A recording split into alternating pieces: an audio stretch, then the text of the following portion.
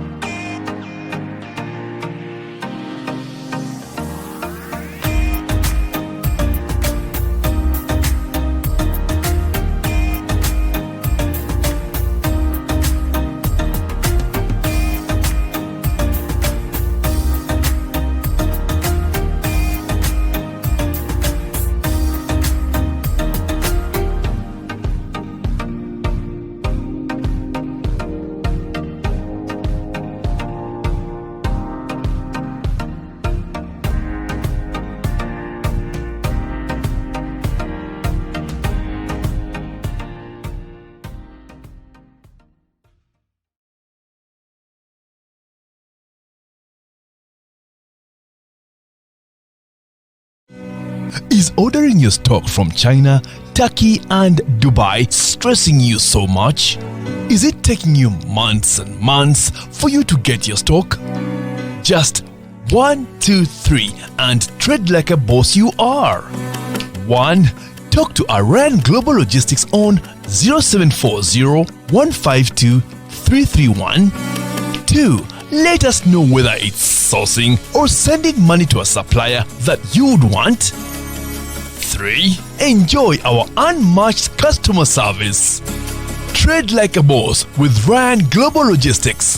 Find us at Nabugabo Street, BBC Building, room N412. Call us on +256 740 152 331 or +86 180 723 935 15 or +86 132 502 15685 or visit our website on www.rangloballogistics.biz. Rand Global Air Express Cargo. We move anything, anywhere.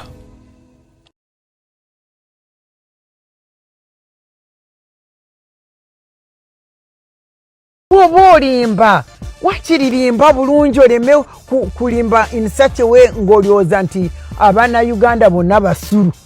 President Museveni ye musajja yekka wano mu Africa gwemmanyi akwata mukazi we oba n'akulemberamu. Baba ina kakasana nimugambye konti ampe kadi nze munyagwa. Astagfirullah. You have been abusing authority Mwenda. Your lack of intellectual quality is not my problem.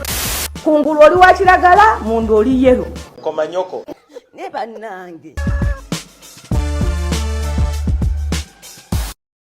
ale ruzungu kale kazungu tujikole sawa namba ruzungu ruzungu tugenda muza kujira kutoka ntoko nimbuzi ndi hapo ala bora babaddi abakyala wale somuyomba inyambuto katonda ya kyambuto genda weji waminge yabawereza buno bukeke obutini singa babu mutwale bamusonseka mukamwa bwonna n'abufulumiza mu nnyindo kiba alina guno omuggo gwa Musa white star premium detergent waliwo banagambye ebola y'akasajja kasendi kalimba bannange esendi bannange.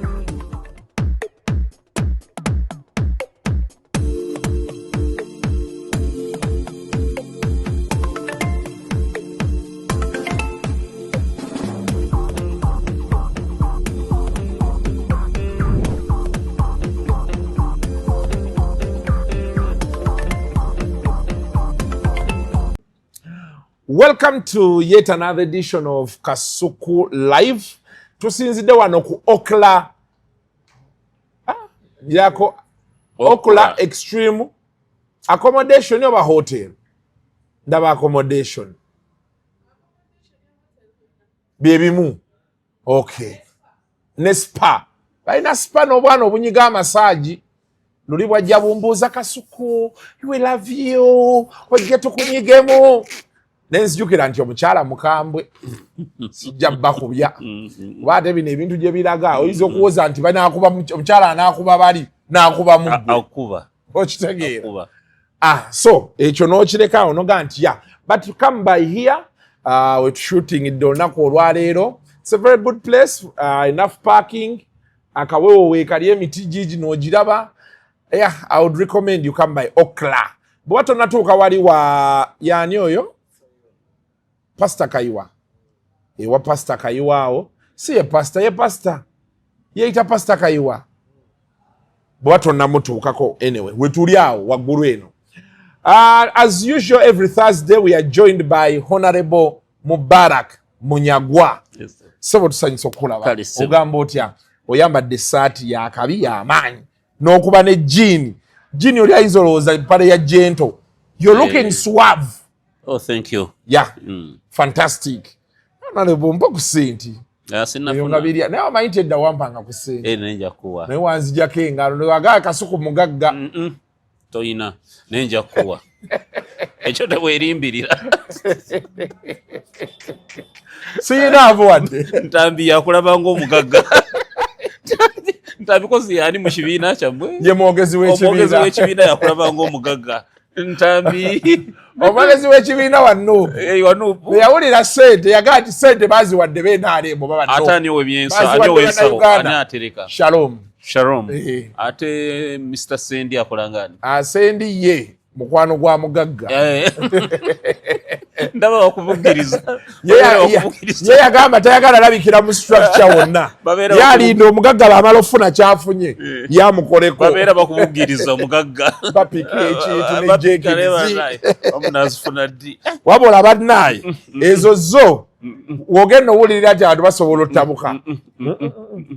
Walogo nalabya sawa pichi nti publicity yani onayogera oluzungu olukyamu. Pichi bagimuwadde. Ebbalamu yagimuwadde tugijayo lwakubiri. Ekyokukigula bakinkwasizza. Ne bangamba genda oginoonye omanye ebbeeyi yaayo. Ne mubuuza ayagala ki nanga ayagala TVS oba Boxer. Katunoonya we bazitunda. Ate mulaba weesubuluza ky'emmotoka kati anaatambulira ati agenda va mmotoka adde ku pikipiki. Yaŋŋamba atunda perception. Bw'omulaba awo oyinza alina waalesa ekidduka kyawo. Uganda oyina kuba naye bayaaye mututta eggwanga lino ate nalabula abantu abategeevu ne batampulira ne mbaba bano abayaaye eggwanga bagenze kulitwala batanke olivugira ku ntoli zaabwe. Muli mu kulitwala. Actually one of the people yakwogeddeko olwakwati yakutadde mu interview as we talked away yadde Kabushenga. Nangamba nti abantu bana realizing omusajja oyo kyali mu kukola. With you people aba digital. Be bataazuukuke mangu. Agenda kubeera muzibu nnyo. Digital platforms ziri mu kuwamba ggwanga. Anokkiriza. Abaana ba publicity abo. Kubanga ayogera oluzungu sentence 5 owuliramu ebigambo 2. Naye ng'abantu kwe bali bafollowinga. Ogenda abantu 1000 kwe bali bawatchinga mu real time. Baba bitegeera batya. Yeah, but kirungi nnyo publicity on any other day TV che yandi mukyaziza. No. Teriiwo. Yandibadde you know a local celebrity. Nano musajja South Africa. Yali yamusuubiza omutwala alambule. Ate nze ekisinza okunsanyusa. Nze ekisinza okunsanyusa oba kyempulira kimpa essanyu ffe abataakula na ttima mu mitima lyaffe. Abatalina mitima mibi. Okulaba nti kati ng'oyo mwana publicity ayinza okuba teyasoma. Simanyi. But okubanga asobodde okwerandiza. N'ogamba ne minister mpikinzemu interest agenda. You see me, I feel gladdened nti musobodde okwerandiza. Kati ono musajja wo gugwa Mutyaba yali afunye ne bite okuva ku president. Naye ono yandisazeewo president. Kati no Mutyaba twandisisinkanyewa. Singa gwe tewatandikawo platform eno. So I'm so gladdened nti musobodde okwerandiza and nze njagala nnyo ensi mugiwambe. Era Mutyaba namugamba nti bino kuba bwe tubeera ku State House bino tuba tugenze ku Jazz with Judge. Abeera eno n'aba state bano aba controlling ebyo. Ne mugamba Mutyaba mukisa bwe gujjanga abasajja ne bagamba tukole togaananga. Aishuwa. Omanyi ekitegeeza okubeera nga president wadda obeera ozungazunga as you make friends oba ozungazunga nga bali kye mukwano gwo ogenda okuba ozunga eyo ogwa musajja banoonya kulaba mukulembeze ng'obagamba nze mbatwala olaba president baaprovinga project yaabwe n'ogiryako akawumbi Mutiaba Zemba Gambia digital platforms yeah. So that's what's up now. Tugenda sokera of course eno mu byaffe na tunagenda mu byabufuzi where you major. Tulina stories zitambula ku TikTok oba ku social media za mirundi ebiri. Esooka ye ya Nyazaala ne maama we tuogerera bali ndoza kooti eno tulo olunaku olwaleero ku bintu by'omugenzi bitanda nago ozaalibwawo nena oli netoli we Masaka noli ku Masaka Road so you've followed that story. Yes. What do you make of it? No. I strongly believe that ngamba nti omuntu yenna nga mufumbo bwafa naddala fa abasajja next of kin wo asooka yandibadde mukyalawo mutereevu kituufu bamama batuzaala tubaagala nnyo naffe tuzadde abaana naye omwana bw'afuna mwana munne bafumbirigana ensonga ezo gwe maama ne taata mulina bwe museetuka kati gwe Kasuku mu kifo ekyokubiri kuggwe ku bulamu bwo waliwo maama wo mukyala wo n'omwana wo ne Katende bano baganda bo bannyoko bani abo bafuka secondary ne jjajja we yafiiridde wadde omwagala nnyo njakubuulira yadde mu kyakusatu neera bwe tubanga God forbid ofunye ekizibu tuwuliriza nnyo madaamu ono saagala wennyike sorry jjajja manyi wadde omwagala nnyo nange maama wange mwagala nnyo nze ndi kyendi by accident nze singa saazaalibwa mukyala alemerako gwe temwandindabye nako nze bangoba mu masomero emirundi gye simanyi na muwendo erevo nasomera mu masomero 5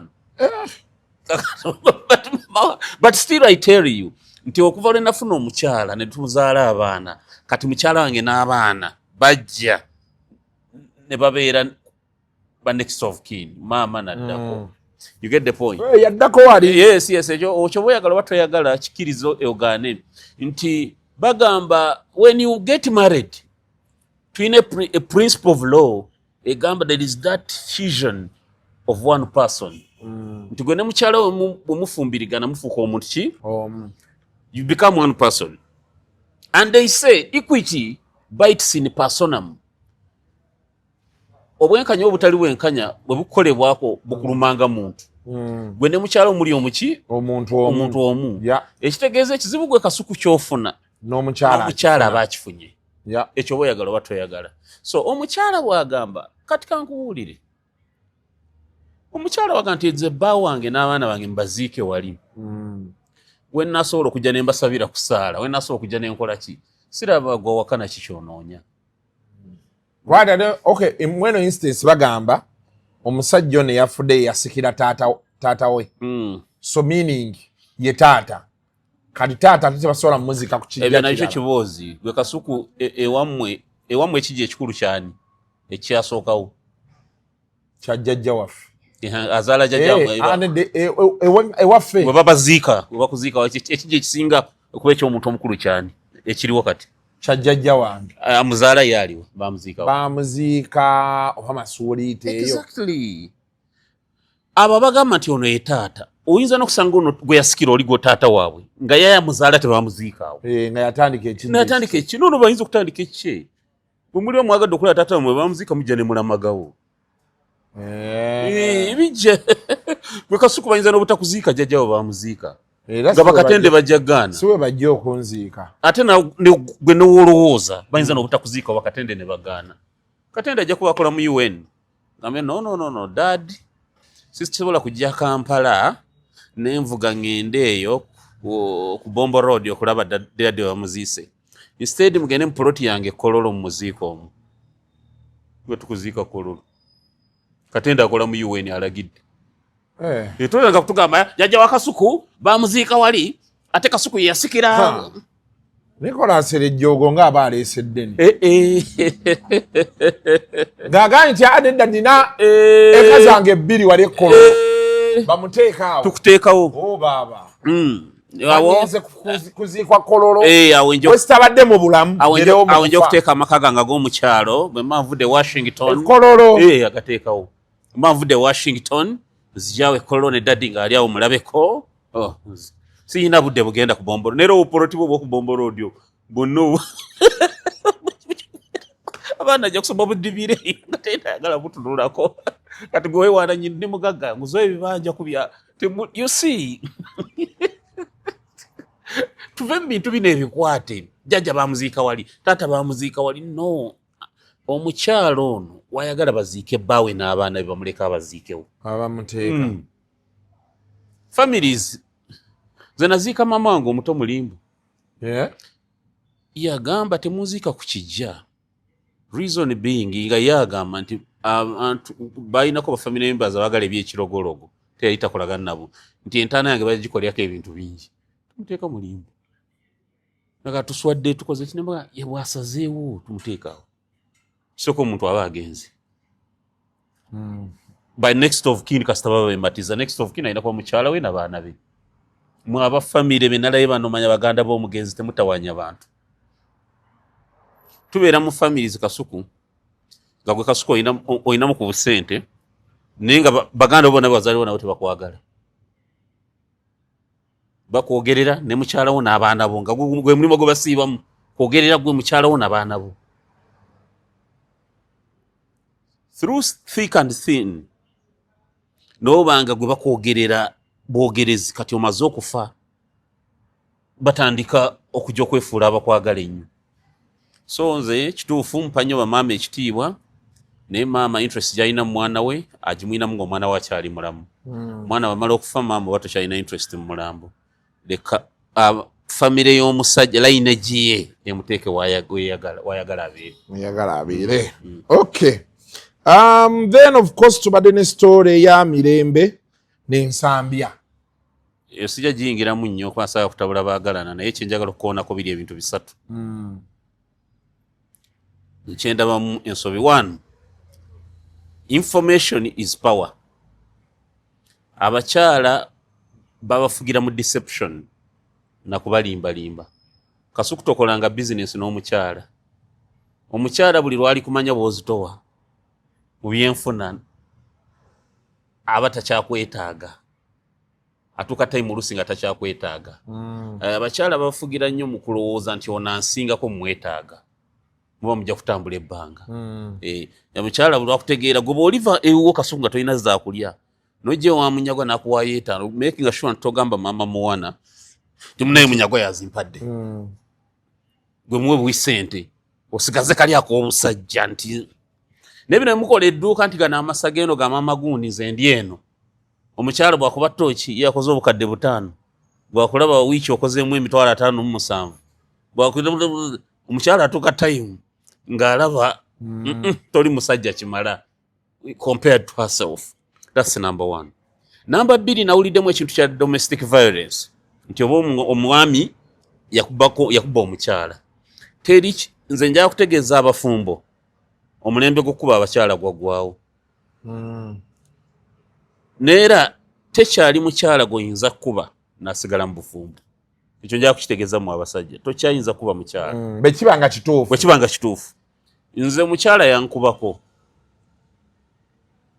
nze nagaba ngoba naye omukyala nga atanangoba yankuba oluyisa 8 ogw'ekiro nali nzuku nakeba kadeba akamusaavu nanyina byenkugamba wangi nkoyi ababinga tubyogere ku makyamba nzaawo oluba n'empulira sirapu ng'eringa essasi apwa oluyolo olwannuma Kasuku kubanga lwaki lwannuma nalina otulo tungi ekyokubiri nga nembeera defenseless obusungu ennyina bungi nyina amaanyi manyi nali nsitula jimu nga mu jimu nkwata dambeeru kilo 35 kati nga ndaba sirina ne kyenyinza kukolawo wabula okukola omusango neera nenkola resolution mu bwongo bwange nti sikyalina mu marriage wano. Domestic violence teguminkirizika either way gwe omukyala okuba omusajja oba omusajja okuba omukyala naye omukyala bwakuba wakiriko kumala galeka sometimes watayongera kubweyetonda omuleka naye gwe omusajja tolina reason yonna gyoyinza kusitula luyi n'olukuba mukyala oba kikonde bwe kiba nga kituufu yakuba omusajja yakuba omukyala musajja afukamire yeetonde bawulya mukyala wakyamwetaaga ekyokusatu lwaki batwala ebbanga lyonna nga tebazaddeeyo mwana myaka 3 egy'obufumbo obufumbo abakyala abo sometimes bagumira nnyo ku baana baabwe sajja kintamye nereka ngumerwa mwana wange ajja kumbuza taata we n'ekisajja kyantama ekyo fe abakyala be tulina batushawadda batukowakowadda naye abaana agumalwa abaana nze ogusajja gwantama omulabira ddanga n'entunulira ajja kutunulira wamutama naye ng'agumyerwa abaana b'ekisajja kyamutama simanyi lwaki balwawo nnyo omusajja yalwawo nnyo n'omukyalo oyo nkwali kyandigumizza nnyo obufumbo bwabwe kwandibadde kubaamu muntu wakusatu bonna nga he's the common yabagatta intersection so kyengezaako okulaga nti abanga kituufu nga yakuba omukyala ekyo tekigumiikirizika ekyokubiri okukola bizinesi n'omukyala kyamufuula vulnerable okusaidi y'omukyala omukyala yalaba nnyo ebituli bye abakyala babafugira mu kubawudiisa abakyala they are very tricky creatures olina kubawudiisa kulina mutwala nga tamanyi gy'omulaza otherwise atuuka time bw'alowooza nti oba oli feri oba oli ki watabawo omwana oba ki oba kikirala kimusika kumuteekawo oli mubufumbo tewali naye baddiŋŋana enze nsuubiraso okuddiŋŋana but does love work on social media? Yes, social media tokyayinza kugijja mu buli kintu kati Kasuku tokyasobola let me tell you nkibaddiramu ate gubeere nga gwe mulundi ogusembyeyo digital platforms zino social media biki tebikyaddayo yes tikyasoboka pozi ebirala okweyongera exactly kakati gwe kyolina okumanya nti bwemba neeyisa neeyise bulungi naye kinsi efuuse ekyalo eki global village ate nga ekigifudde ekyalo ekimu gina emikutu migatta bantu okay now so that is abantu asinga bagenda tuganja ate kati tuba tulina osookako eno audience gyeri nene nnyo we cannot pretend like nothing is going on there but ab'e Masaka I know by the time this video comes around ruling ejja kuba efulumye baali babagamba bagende boogeremu bakkaanye be batakkaanya omulamuzi yajja kusalawo ekiki oba ajja kubaawo olunaku lwanaasalawo but omulamuzi alina okukuuma the sanctity of marriage the sanctity of marriage ekitiibwa ky'obufumbo kintu kikolwa kya it is a sacred act yes so ebiro ebyagalwa nze manyi I like it to determine this in favor of the woman, of the wife. That's if they don't reach a common understanding. Then twina stories ndowooza nga biri esooka. You've heard of the tax reforms? I've heard zebaleeta nazo bazitebolinga ndowooza leero zebagala oteeka mu budget. Among those pay as you earn. Bagala giza ku 40%. Can you imagine? Isn't that too high? Too high. Then baade balaga bagala leeta okwongeza omusolo ogwa mobile money, transactions za mobile money bagala zisala zibadde ba ku 1% oba 2%, bagala ziza I think halfway. But then ndabye mbadde ndaleero NBS omusajja wange Solomon Kaweesa Dalton Kaweesa waliwo omusolo gwe baleeta ku transactions ez'ettaka bw'oba ogula ettaka oba ng'olitunda and it seems to be high. Ndabye omwami bamuleesa awo badde oba walugembe ng'agezaako ki breaking it down ng'agamba eventually olitasobola kubeera there is a certain percentage gye baagala okujja ku bantu naddala bo bagamba nti omusolo guno ogusinga guze kutagetinga formal sector n'abantu abafuna ssente nnyingi. But when you break it down omusajja ng'agamba after you take away 40%, kati ate weesange ng'olina okugula ettaka already tulina omusolo gwa rent wagosasula ng'onoozimba kati ate bw'oba ogula ettaka ate balina ssente ze bagenda okujjako. Double taxation weesanga actually triple taxation. Exactly. Omusaala bagutaxinga kyogenda ogula kiri tax which in a lot of taxes both direct and indirect, so it becomes hard naddala bano abali mu formal sector gye tuta formal sector given even the timing of the economy, world economy. Thank you. Actually oli akyogedde naga nti timing economy terrible. What What do you think of this? You see, it's very appalling. Nti okuva lwe twava mu COVID, ensi endala zonna za injectinga capital startups mu mawanga gaabwe. Ffe twali tukigezezzaako nga tuyitira mu parish development model wano. Naye Uganda teyateekamu nnyo tayinjectinga nnyo sente grants mu business z'abantu. Abantu bagezaako kweddaabulula baddeyo bayimirire. Now what happens? Kansuke nga sena kutwala ku musolo tunule evictions. Ozira zino zibayita trade orders, bayitide mu trade order mu Kampala n'ebibuga ebirala. Business zonna mu Kampala ne mu urban centers zolaba kuba bali mu kutta milimo gy'abantu. Bino by'okujjando ku nguudo owino bamumenye nga bagenda tema kubagoba mu kibuga owino bamumenye oli mu kutta milimo gy'abantu. Boda ezolaba waliwo omwana agivugira ku looni ng'alwana kugisasula agimaleyo afuna omulimu naye abe ng'alina kati eky'obugagga mu nsi omugambo olina okufuluma. Kiyosiki zino z'osanga nga towadde budde n'okoona n'ogitwala oba mulimu fridge n'ogyonoona manya olina capital kati olina business startup y'omuntu gy'omaze okutta. They are citing organizing the city. No, wait. Physical planning is a comprehensive thing. Nti okola kituyita physical planning but no nga kulina okutambulira ku kibayita economic planning and community development. City organizinga for us fe tujeyagaliremu. Kikuyamba kyo kujoganizinga nga it's only 1% y'abana Uganda bajeyagalira.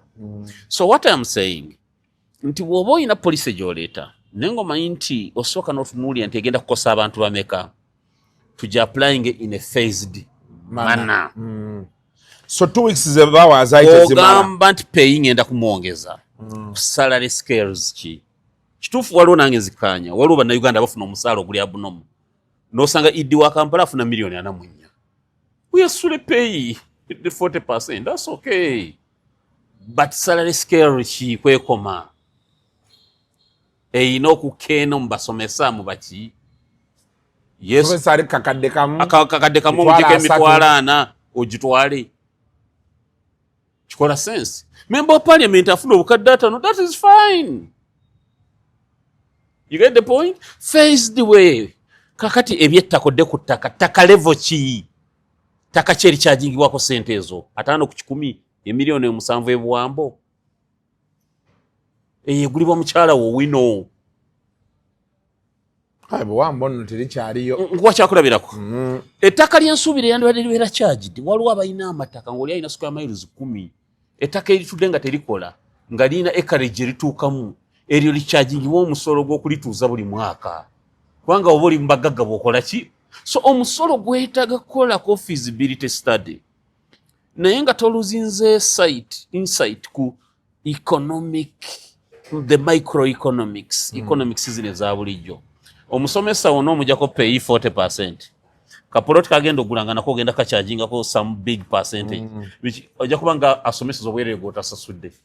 But nze ndowooza I think it's soka I want to agree with you kucha timing. Timing is bad. Economy si nnungi kati bw'ogattako zino entalo for example nalabye Iran. Minister wa Energy Honorable Ruth Nankabirwa. Yes. Nankabirwa sorry. Yavuddeyo tegeeza nti tulinawo amafuta ga nnaku 21. Nakugamba Kasuku. 21 days. Nakugamba Kasuku. Ge tulina mu reserve. Nakugamba. Naye yagambye waliwo agajja. Nakugamba. Uganda teyina kye bayita strategic reserves. Ziyinza kugitambuza myezi 3. Waliwo reserve za mukula. Anti kakati ye problem. Eziri wano wa? Ku Entebbe Road. Ku Entebbe Road. Ezo nga zijjudde tuganywe ennaku 2. Nga zijjudde. Tuganywe ennaku ezi. Uganda yonna. Yonna ennaku 2. Then aga bajitani Uganda National Oil Company. Yes. Reserves zayo nga yonna ye stock is at full capacity tuganywere which 3. Zennaku 2 mu mukulu za Uganda. Nga mukaliza. Kati imagine olutalo lwa Iran nga lwatambudde emyezi 3. The timing is bad. So, bakwata wano ne bakola evictions mu Kampala ne bagoba abatembeyi ku makubo ne bakola ki abantu abakola mu kisiibo ate nga abaana badda kusomera. You can't do that. Tebakole ekyo for heaven's sake. but nze nozo mulanga abantu mwandibadde gino emisolo tax reforms bagireeta in a phased way. Nemuga lutu eno pay salary scales eno neno. That is okay. Ate as you raise pay kubafune sente nyingi, you exempt pay kubafune sente ntono. Yeah, but honorable, my cause was message yanga wa URA. URA egena koleti ya kubana fenga abana Uganda banji tetusasula musolo. Okitegeera. Kuba n'omuntu atunda ka kioski alina okusasula omusolo lwakuba nti batugamba nti okay bonywa soda walogo sasula indirect tax. But there has to be a tax. URA estimable egenda kola okwongera ku tax base. But already we because from the statistics URA shows they are not 50% of Ugandans paying taxes. Kati kankulage problem weva mu URA. Abatasula musolo we untouchables. Kankuwe ekyokulabirako. Bw'obadde okimanyi nti buli alina ekizimbe mu Kampala abavati. Buli alina ekizimbe mu Kampala teri receipt gye bagaba ng'eriko omuwendo gwa rent. Omutuufu. URA ekimanyi. Ate nga gwe musolo gwandibadde gusingawo gwa kioski gw'oyogerako. Omusanga omuntu ng'alina amaduuka 50,000 mu Kampala. Bantu alina amaduuka 1,000 naye nga bavati waagwe yenna. Akunganye bilioni 5 omwezi n'agenda nazo. Kati goli kubana kubogamba. Wano mu Uganda abantu abanene batawa musolo.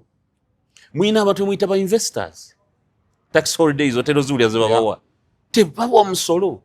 Abe mugamba ba investors abajja wano ba foreigners. Lwakwa tax holiday ya myaka 10. They don't pay taxes. Ate balina kye bakola emyaka 10 begiggwako nga baggalawo. Nga bagenda. Agenda nga mwamwana ettaka bamuwa ettaka lya bwereere Nnamave Industrial Park. Namuwa ekyapa kya yiika 10 mu mannya ge bwereere. N'akitwala n'akiteeka mu China Exim Bank n'emuwa bilioni 3 za Uganda. N'agulako apartments za bilioni 2 egundi e Dubai. N'akubawo ki warehouse kya bilioni. N'abeera mu capital wamwe mwakolera. Olumala emyaka 10 nga tawa musolo. Baleeta ebintu nga tebiwa musolo ne babitunda ku market yaabwe nga balima nti raw materials. Bagenda bikozesa mu factories zaabwe. You know raw materials na biki bikoza mu makampuni gaabwe bebawa tax holiday. N'aleeta machinery zonna n'azitunda nga tawa musolo kumala emyaka 10. Tax holiday bweggwako n'adduka ekyapa kyamwe n'akireka mu Exim Bank n'adde Dubai. Neyegendera mu apartment. Wana abanyazi b'omusolo be bagagga. Omuntu wa bulijjanyo ne gana amazzi gola tunywa already twawadde omusolo. Ne already bananyini akedi bote bawa musolo. Nalaba honorable Nabanja abali bubi. Exactly. Ngabagamba mulekera awo sente abantu nga bazisasula tuzagala ku receipt. Ne bagaba receipt sokutali miwendo. URA ekatugo gyogamba. Uganda amateeka g'omusolo galinga nyumba ya Nabbubi. Ekwata nsowera tekwata minya. Eminja giyita mbuyisi. Ne nsowera ne bagiripa. So that is what's up. I hope abana Uganda you follow up this discussion.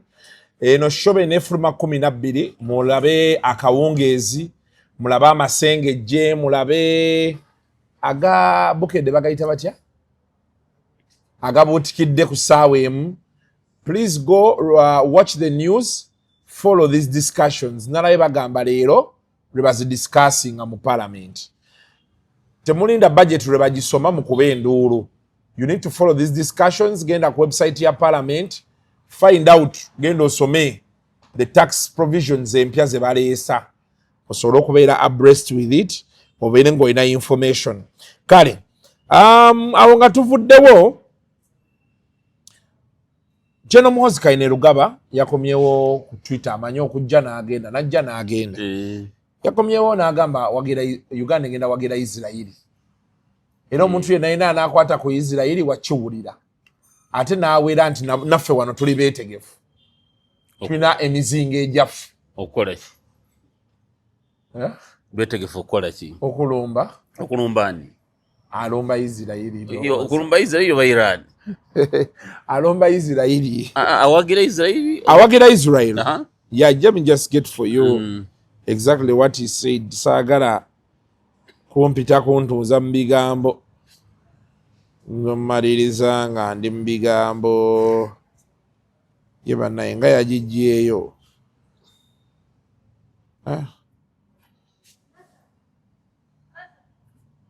Okay, wano. We stand with Israel. Okay. Kanyikujireyo jeva.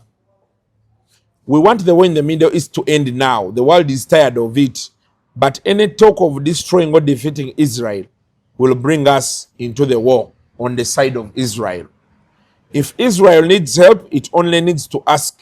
Their Ugandan brothers are ready to assist. We stand with Israel because we are Christians, saved by the Holy Son of God, Jesus Christ, and the only one who can forgive sins. The Bible says, blessed are you, Israel, who is like you, a people saved by the Lord. He's your shield and helper and your glorious sword. Deuteronomy 33:29. Kakati, Genomozi, that is a strategic statement, tainted with strategic ambiguity. It is an ambiguous statement. Nenge very strategic. Yagambye twagala olutalo lukome now. Yeah. Who provoked the war? America. Israel. Israel. Yeah. That is number one. You are condemning the war that was provoked by your brothers. The world is tired of wars. Of wars. Yes. That is number one. Number two, Nagamba, anything to do with defeating Israel, to that is true. That's what he had to say. Because you need Israel, as Uganda, you need America. If the in a capacity so government here, Iran can't overthrow the government here. You need them. For you to have a strong regime here, you need Israel and the Americans. Where he makes a contradiction, another one, which is fundamental. Genome Hose is all due respect.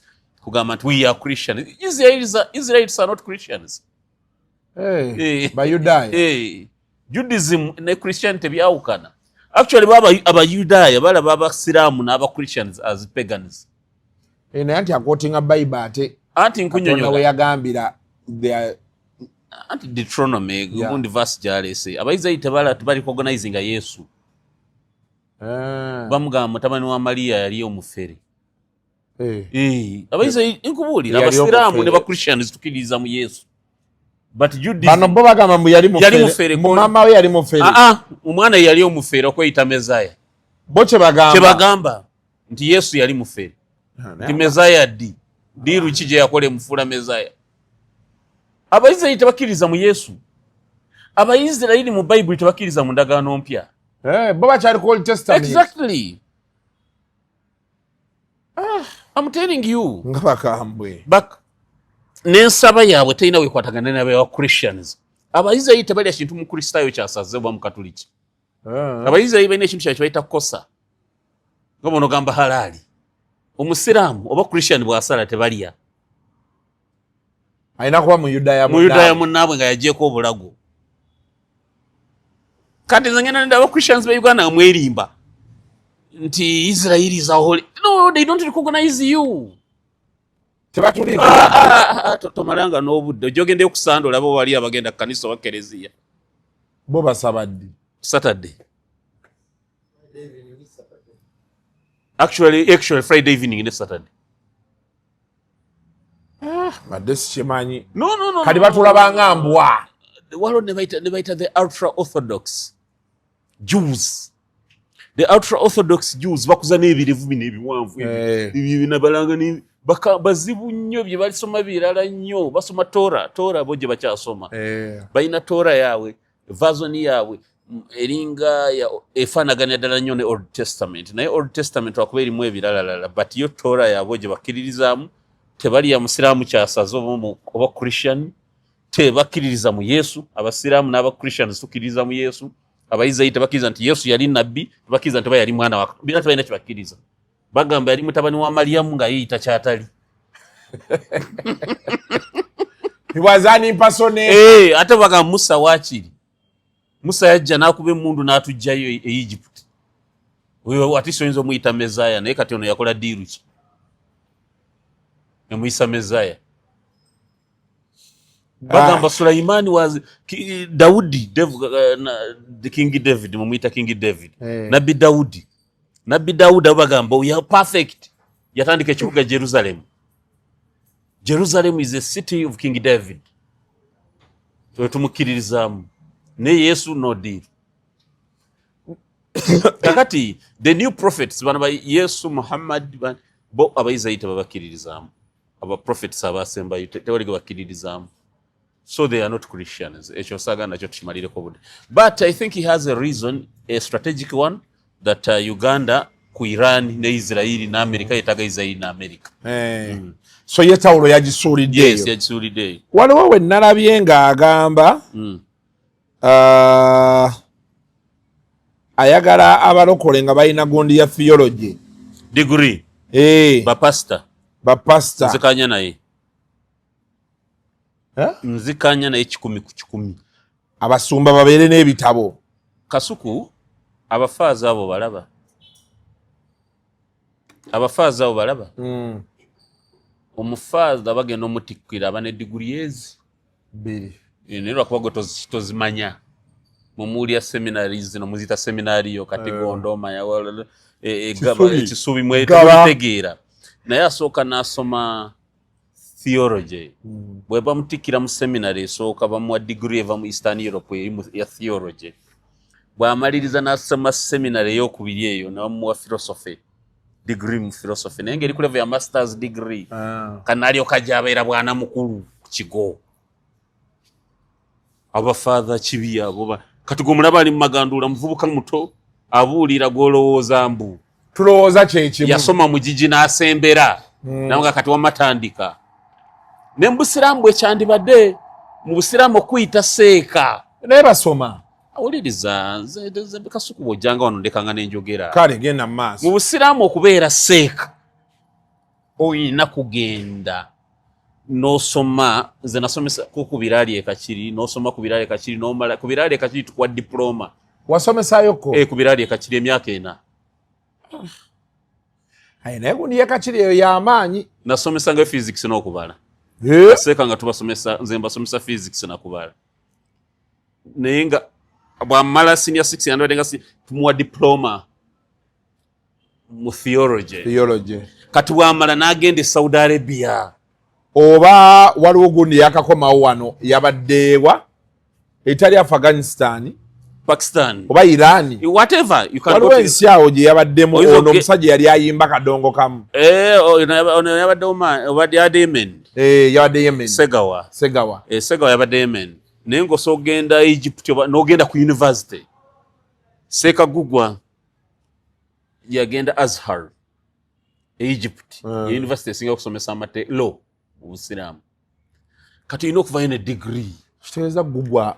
Gugwa muyivu. Gugwa tubembye fujjo bino. Muyivu nnyo mu ddiini. Kati bw'ovaayo ne tulyoka tukugamba kati genda ku kituuti osomese. Naye kati tulina ekizibu. Tuyina seeka yatuula ku muzikiti. Omusanga yatuula ku muzikiti. Ne bamuyigiriza bye bamuyigiriza. N'agiraawo n'afuga mu pikipiki. Omwaka nga gumu nafuna TikTok account. Seeka gundi wamuulidde lwokuba ine ekirevu ne kanzu. We need to arrest them. You see, for you to preach religion, you know kuba ina qualification mu religion, in that religion. And ina kuba degree. Olekotandika okupreaching abantu, okulyowa emyoyo. Nze nzikanya ne General Moz, pastor ina kuba ne degree mu theology. Sinalabikiddwa nayitiddwa, no. Because it's not all about kulabikirwa na kuyitibwa. Waliwo ne etiquette gye bakusomesa ng'omusumba. Etiquette. Weeyisootya. Kyava beno mu Bakatoliki tobasanga boogera. Tosobola abasajja Bakatoliki bwa lugezigezi nnyo. And they have a certain level of empathy. Tosobola. Ye philosophy oli. Tosobola. Kyo bagende ne toni bonna gye boogereramu efaanagana. Nga bwagenda asebengerera mu Lulatini ne mu Luganda bwasebengerera munnaye Mukama Katonda tebaleekaana they are elites oba okitegeera. So even abalokole bayina okusoma theology ng'etteeka ate bafune qualifications. N'abasiraamu naffe njala musiraamu we inculcate that we for you preaching ku kituuti oyina okuba oyina degree gye wasoma mu university y'obusiraamu ng'ebintu obitegeera kubanga eddiini kalera philosophy oyo ayina incorporating the human behavior. Bachiveri yagamba religion is the opium of the poor. Eddiini y'enjaga y'omwavu.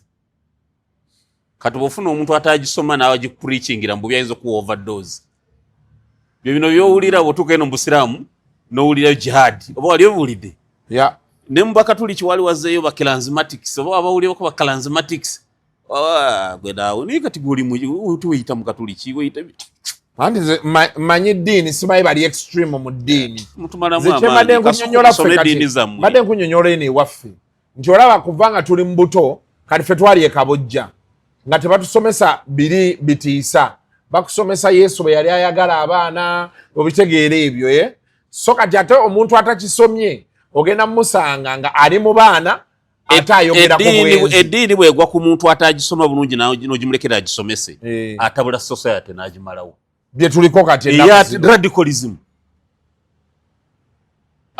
society agitabula n'agikumako omuliro nekolera abakatuliki abo baali bazze mu faction ey'aba clansmatics nga erina imaani nene nkambwe nga naye etabuse etandise okugenda mu layini y'okugoba emizimu ebikinga egendedde mu bintu byekirokolerokole ebyababalokola bye bakola sigamba nti abalokole babi but let mu study for you to become a pastor baleme kulabikirwa bulakibwa sibya nalabikiddwa nze kyonzekanya ne John Muhoozi omuntu agulawo church nga talina degree mu theology ayina akwatibwe oba okubeera imaamu nga tewasoma ddiini n'otandika okuteeka obutambi ku TikTok olina okuyitibwa gayi seeka gundi tulage empapula zisomerawa bw'oba tolina mpapula ove mu kwogera mu bantu okoddeyo osome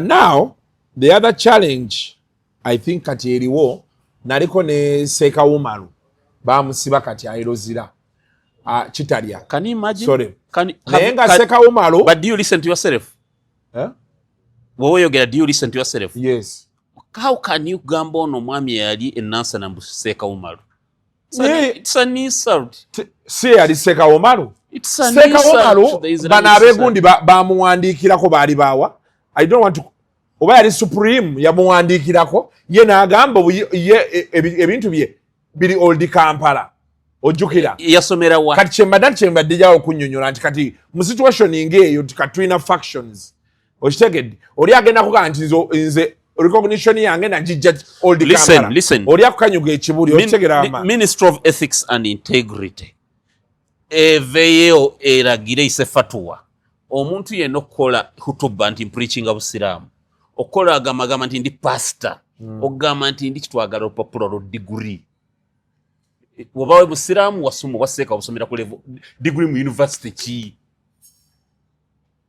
wano wala wasomesa degree mu busiraamu ayu ate mu bulokole webali waliwo university of theology wano waliwo neyakayu wano waliwo neya jenalaba nerubowa waggulu eri yes let people go and study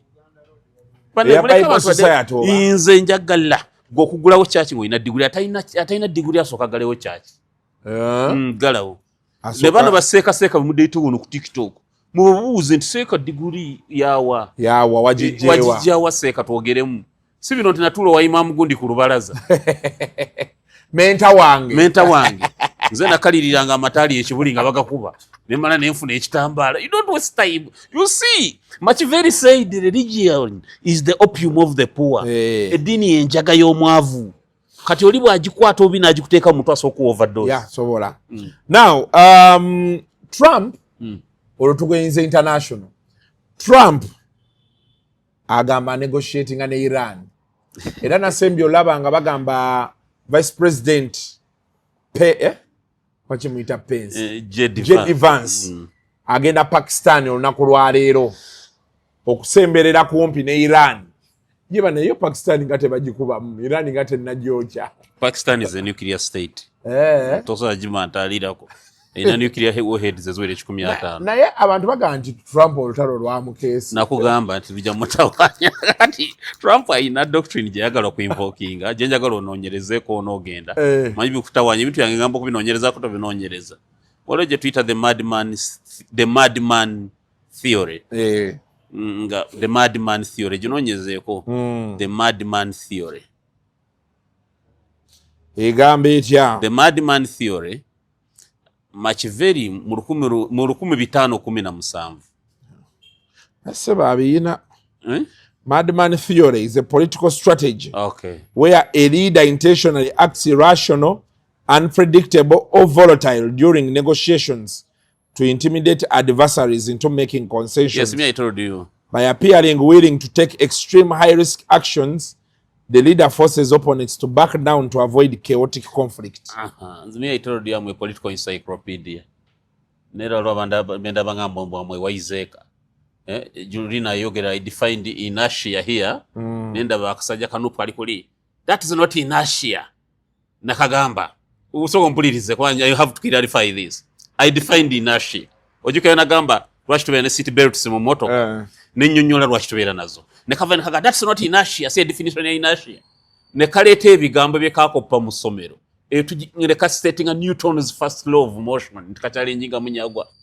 Wajulirako the Newton's first law of motion. Egamba chi.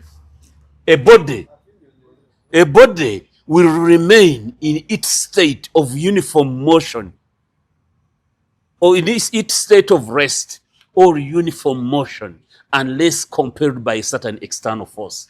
That is the Newton's first law of motion. We move inertia, then defining inertia. Kati agamba, you see a definition of inertia, then stating Newton's first law of motion. Newton's first law of motion, what to deriving the first equation of motion. Kana rule akasaja kanu pogire biga. Mere one is an encyclopedia. And all around you can't joke. Akera okumbuza nchecho chimanyi. Ati limba koze ubimba kwa overdose nange. Kakati chengeza kokula. Twembi tosombo wa. Biba sumbo kakati chengeza kokula. Chengeza kokula nsogera kintu kyesimanyi. Trump gundi mu 1517 Machiavelli he propounded the Madman theory. Nagamba sometimes it is proper and good to simulate irrationalness, madness, to behave being as if you are irrational in order to deter people from provoking you. Richard Nixon, ali president wa America mu 5 I think. Na invoking a doctrine ya Madman theory kuma wanga gaba communists.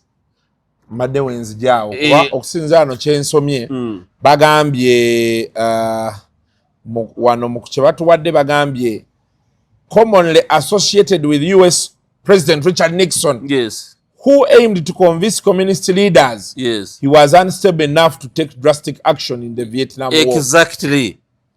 Richard Nixon invoked the Madman theory. Nagenda kusomero. You say went to Nyakasura school. Ogambye mama we ensonga wakyali wacho. Erwachi ndi wano. Mama wali mu kibuga wano. Ataliona mutwala mutya nemuzimbira amamalungi yeyagala. Ngenda ngenda kuwa ya matoga mutwala. Tugende wamu. And then again I went to Nyakasura school. Kakati gwe wasoma but you never went to school. Gwe nalabye gundi. Listen. Soko lindeko kankubulire. Byolete byokwagala okunjaya. Zenja kenda. Zengenda mvaho. I went to school. So no. Yes. No. Kachema de gambo yogede Nyakasura. Nalabye yabade Bishop chi abagenze Roma okulaba Papa. Waliwo abana Uganda bagenze bamutwalira ekifaananyi kya erisomero gye yabasomeseza St. Louis College. St. Louis nagenda ne St. Louis n'asanyuka nali mbanyi olimba nti yasomesaayo nze Papa yansomesa kati gwerevo ki gwe tuli ki nula wali nze ndeka ndeka amanyi mangi kiteetagisa ate tuli klasi yamwe sigala wali tetuli Papa somero yali somesaamu gwe wali osomere mu somero Papa yali nyemu adde ekigere muleke muve mu kuzanyira ku bantu bannayi mutuleke nali ngenzeke Vatican nfe Papa ekyebina bye yakuutamu ennoni ntwatuulamu ng'abikuutira mmwe kati gw'obyogere naffe. I went to St. Louis College. I went to Nyakasura School. Ndowooza tukulekere sho nedda just mbadde kutereeza ffe twasomera Papa gye yasomera kati bannyonnyola ebintu byebyo nze mbeera olwo ŋŋenda batulaba nsaaga Kasuku yabire tugende mu maaso batulaba mu nsonyiwe. You went to Nyakasura School and St. Louis College. Nyakasura teri 40. You know there are only 2 schools in Uganda. Ntale School and Nyakasura School. Anti ze zireese abakulembeze kati mwasoma King's College. It's a college, it's not a school. Mwasoma, but you never stepped in school. You see, it is called Nyakasura School, not Nyakasura High School or Nyakasura Secondary School. Nyakasura School, Ntare School. For you, what you did, you learned, but you never went to school. You understand the difference now? So, kakati, tugende maso. Sibi ya kutondo wala Kasuku. Nze nange sinze na yagala. Sinze na yagala. Sibi ya kutondo wala, let us go tugende maso. Omuntu ajogwa n'abaako waakoma amasomero gonna ge twagendamu twatambula butambuzi kasoko komewo naawe taledda komawo naawe togira naawe tebadde ngenda olwo kubanga tetusobola kukola sho omuntu n'omulinnyalinnya tonyiiga kati ffe twali tukola ki omuntu ogenda ate ago tetwagagendangamu nti oli mwana wa gundi waliwo max wabanga nazo ate era akyagenda mu maaso tugende kati mbadde nkugamba Richard Nixon we invoking agundi eyo mu 1957 eya Machiavelli n'agamba kanayise tweyisenga abalalu tutiise omuntu yenna okutuzanyirako and he did it kwa communist leaders assassinations coups biki instability n'atabeera predictable. Trump yabadde akomezaawo the madman theory nti beera unpredictable bakumanye nti oli mulalu bajja kutya buli mwajagayo bakinazaako kyekisajja bakijja kuntemula kyova olaba mu madman theory tebatandika na kitono abanyankole balina olugero mbukoza kuzuma omukulu omuhemurana nti bw'osalawo nti kanvume kabaka muwemule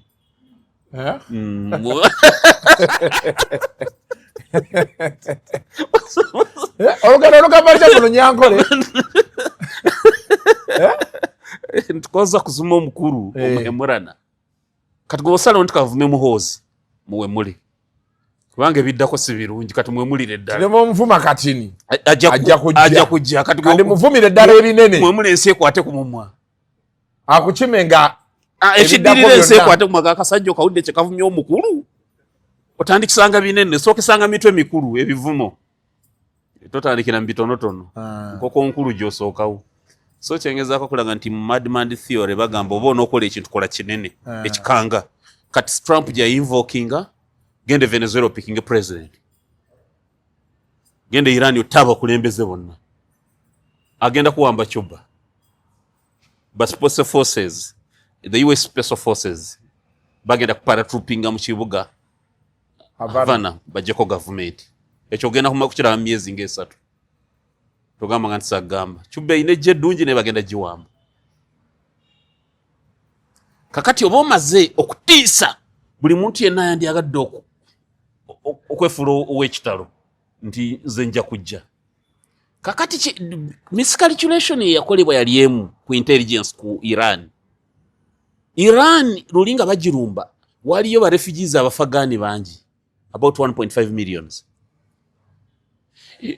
CIA ne Mossad baleka bakozesanga nnyo abafagani okubega ku Iran kati Iran olutalo luliwe lwaggolo lw'omwaka ogwedde ne bagoba abafagani bano ne bakola ki badeega kati notice bano ne balabika nga Israel ne America basigala ku ziri ez'omwaka ogwedde Iran eyimiriddewa kumbe Iran nekyusakyusa Trump n'agenda ku madman theory n'alumba n'agwa mu ambush Trump nga bwe nakugamba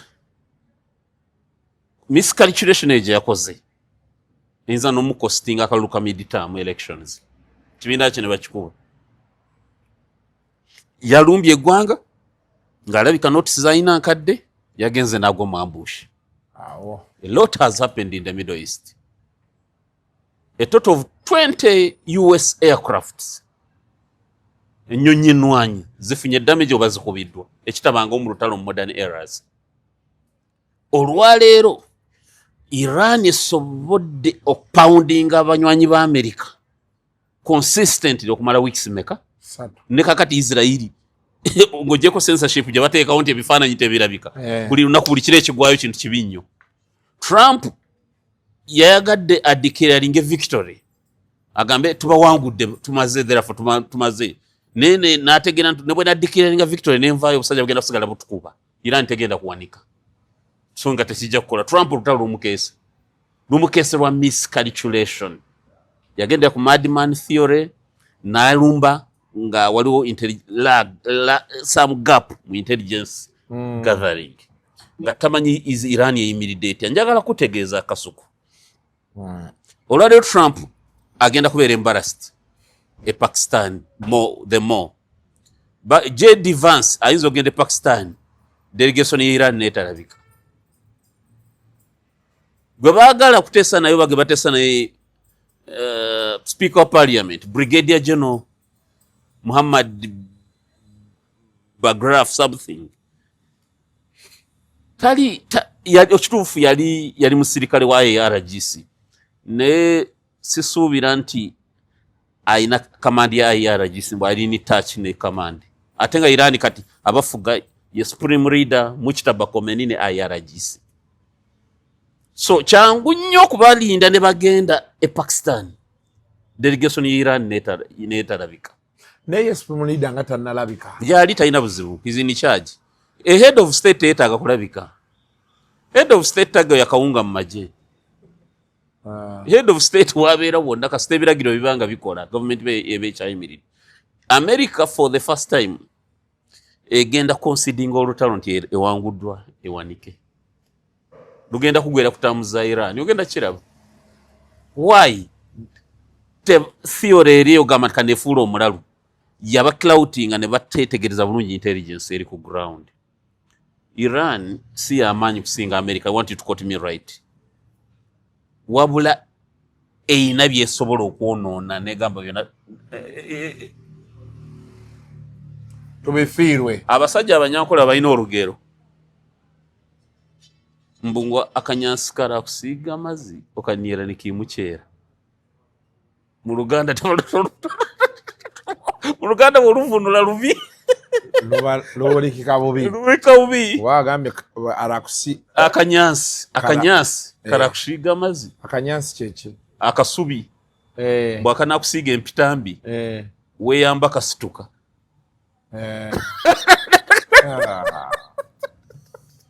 Monsiko Banyakole bantu balalu banyakole balalu okani obero tyano olugero bwerutyo ali bo baakiraba ne baga nti oba weeyamanga ko kakola ki ogendo giroti nga kakagusaali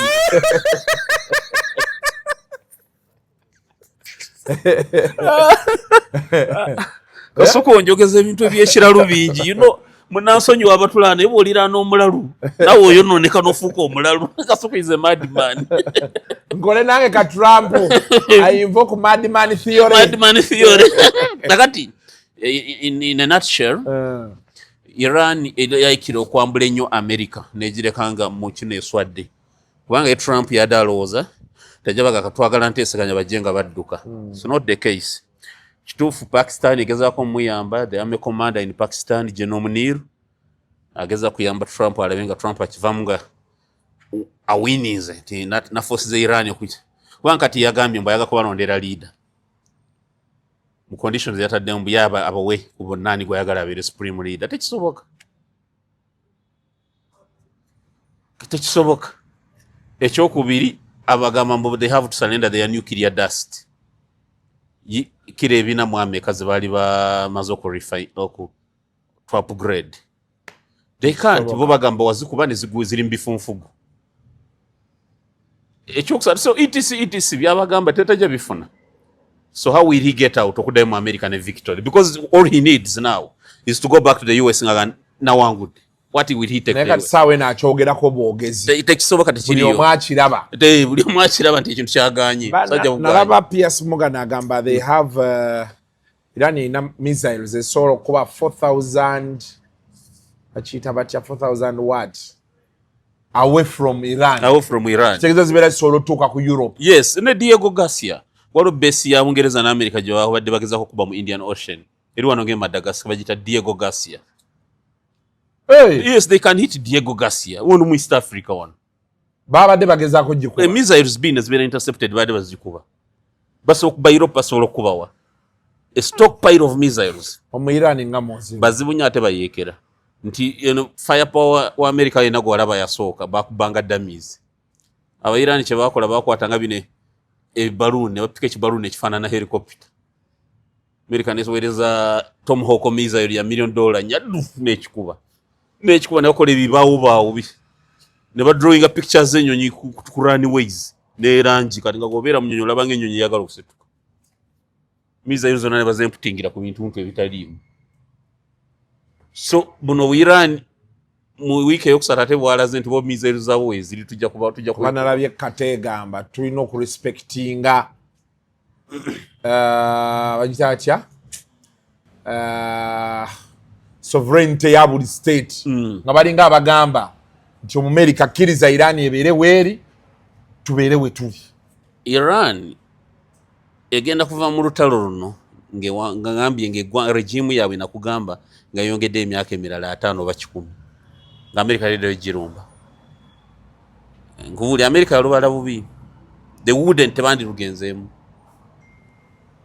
cut now here is the problem these people balina kilo za nuclear dust binamu something 60% they also turning into a nuclear weapon within 2 weeks kati singa stalemate eno gyotaddewo bagenda mu maaso to achieve that bakikola you remember juzi bakuba Demona village mu Israel they launched one of the missiles it was a nuclear capable missile that it is capable of carrying a nuclear warhead kati singa mu weeks 2 zino bakugiragira nga bali mu developing a weapon no sanga balina missiles nuclear warheads za video chikolo how do you reverse that so America kati yakalichirating the Madman theory Trump ja invokinga tiyagikozesa bulungi it's very very very very bad Benjamin Netanyahu agenda for a re-election mu America bagenda for midterm elections changunyo kuba Republicans mu America subsequently Trump nabeera impeached no Prime Minister Benjamin Netanyahu naye nawangulwa Israel kalolo wakati baba ngatandise kuba munda mu Israel sikutandika bagikubidde for 3 weeks wakwalo censorship amawulire America ya amawulire but you see they still say despite all that we as Ugandans must support the Americans beba naffe Americans beba naffe batubeereddewo mu bizibu bingi nze problem njiddiramu gyenyina n'Abawarabu gyenyina n'abantu bamwe aba Asia basajja babi sente Abawarabu ze balina Africans twandete tetukaaba you will never find an NGO here nga baga nti eri backed by the Saudis or what mbwe nti oba babies home oba what wapi bagula yaki balabe Dubai butaya bukayo bweru Sheikh Mundi huyo Sheikh Maktoum billions and billions baguzama yumba Qatar Development Authority yeriyo estate owner asingayo mu Bungereza akakawanga kakatakola kekasiye properties mu gwanga lya Bungereza abakulu abugwe bola very rich nete bagaba fe mu kisibo watu wantende ntende can you imagine can you imagine so I want people to know and understand why I support Americans and I support Americans because they are human, they are generous, caring, but my tuli bantu awo it's been a fruitful conversation. Yeah, thank you. I've liked the discussion. Thank you. Thank you. Honorable Seven, neyanzanyo neyanzege. Ebisigale tugenda byogeramu nga tuvudde ku kamera. Yes, sir. Tosobola tuga nti you went to school. For us, we did go to school. No, you can find out. You can find out. Kale. Until next time, yes. Banaye tujja kuba tukwatagana week ejja mubeere bulungi. Mweraba. The views expressed on Kasuku Live do not reflect those of the host, producers, or management. They are solely of individuals providing them and do not represent or reflect the official policy or position of this YouTube channel.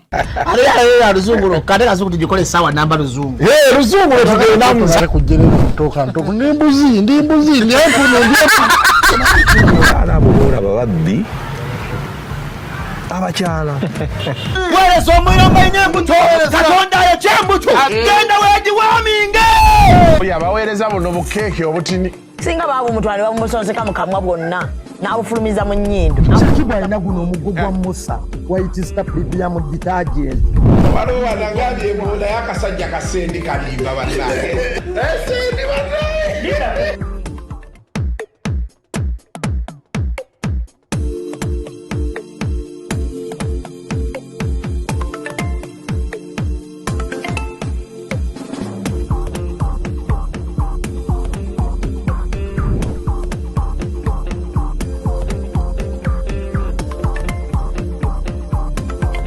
Oba olimba wakiririmba bulungi oleme kulimba in such a way ng'olyoza nti abaana Uganda bonna basulu. Pulezidenti Museveni ye musajja yekka wano mu Africa gwe mmanyi akwata mukazi we oba n'akulemberamu. Bobi Wine akakasana nimugambyeko nti ampe kaadi nze munyagwa. Astagfirullah. You have been abusing authority mwenda. Your lack of intellectual quality is not my problem. Kungulu oli wa kiragala mundu oli yero Komanyoko ne bannange